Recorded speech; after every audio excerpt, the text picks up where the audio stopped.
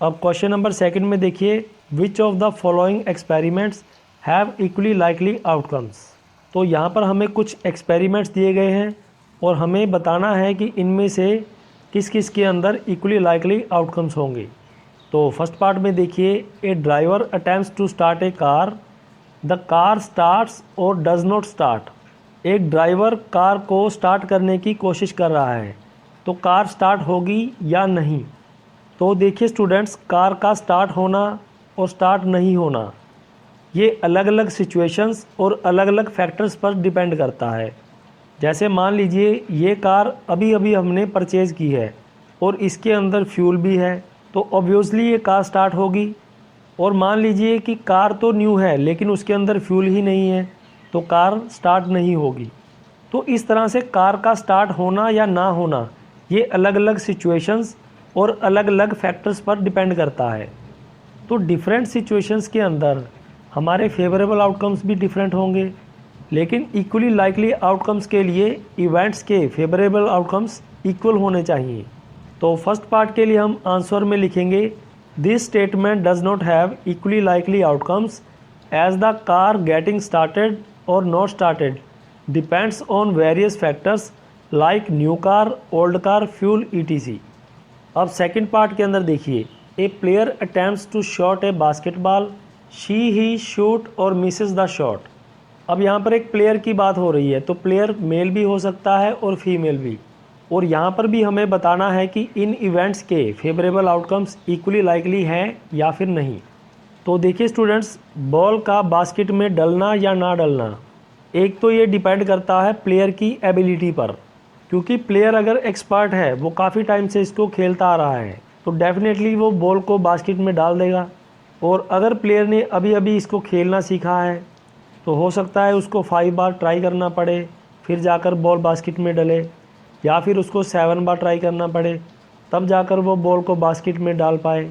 तो बॉल का बास्केट में डाल पाना या फिर ना डाल पाना ये भी अलग अलग सिचुएशंस पर डिपेंड करता है।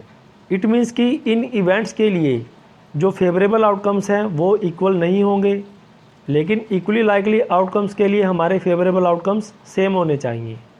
तो सेकंड पार्ट में भी इन इवेंट्स के लिए इक्वली लाइकली आउटकम्स नहीं होंगे। तो आंसर में हम लिखेंगे, this statement does not have equally likely outcomes as the player may shot और misses the shot depends on player ability. और इसके बाद थर्ड पार्ट है, इसके अंदर देखिए, a trial is made to solution a true false question, the solution is right और wrong.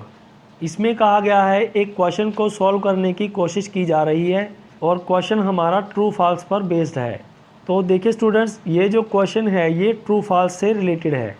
तो इसमें हम जो भी सॉल्यूशन लिखेंगे उसमें 2 पॉसिबिलिटीज़ हैं कि या तो हमारा क्वेश्चन राइट हो जाएगा या फिर रॉन्ग हो जाएगा।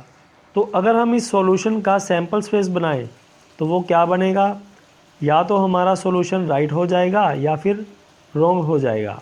तो इसके अंदर राइट की प्रोबेबिलिटी क्या होगी, probability of solution is right is equal to में राइट की फेवर में कितने आउटकम्स हैं, 1 आउटकम्स हैं, और टोटल आउटकम्स कितने हैं, ये 2 हैं। इसी तरह से रॉन्ग की प्रोबेबिलिटी कितनी होगी, probability of the solution is wrong is equal to में रॉन्ग की फेवर में कितने आउटकम्स हैं, 1 आउटकम्स हैं, और टोटल आउटकम्स कितने हैं, ये 2 हैं। तो देखिए यहाँ पर इवेंट्स की फेवर में जो आउटकम्स हैं वो सेम आ रहे हैं।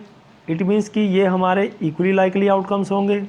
तो इस पार्ट के सॉल्यूशन में हम लिखेंगे, this statement has equally likely outcomes as the solution is either right और wrong because it is a true false question.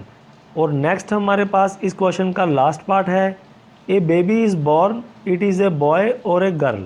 एक बच्चा पैदा हुआ है और वो या तो एक लड़का होगा या फिर एक लड़की होगी। तो देखिए स्टूडेंट्स, सबसे पहले हम इसका सैम्पल स्पेस बनाएंगे। तो सैम्पल स्पेस के अंदर हम क्या क्या लिखेंगे, पैदा होने वाला बच्चा या तो लड़का हो सकता है या फिर लड़की हो सकती है। अब इसमें हम बॉय की प्रोबेबिलिटी फाइंड कर लेते हैं। Probability of boy is equal to में बॉय की फेवर में कितने आउटकम्स हैं, ये सिंगल आउटकम्स हैं, तो यहाँ पर 1 लिख देंगे, और डिवाइड में लिखेंगे टोटल आउटकम्स जो कि हमारे पास है 1 और 2। तो यहाँ पर डिनोमिनेटर में लिख देंगे 2। इसी तरह से अगर हम गर्ल की प्रोबेबिलिटी फाइंड करें तो probability of girl is equal to में ये कितना होगा, गर्ल की फेवर में कितने आउटकम्स हैं, ये भी 1 आउटकम्स हैं, और डिनोमिनेटर में लिखेंगे टोटल आउटकम्स, वो हमारे पास कितने हैं, 2 हैं, तो यहाँ पर लिख देंगे 2। अब देखिए स्टूडेंट्स, इन दोनों इवेंट्स की फेवर में आउटकम्स हमारे पास सेम हैं। इट मीन्स कि ये हमारे यहाँ पर इक्वली लाइकली आउटकम्स होंगे।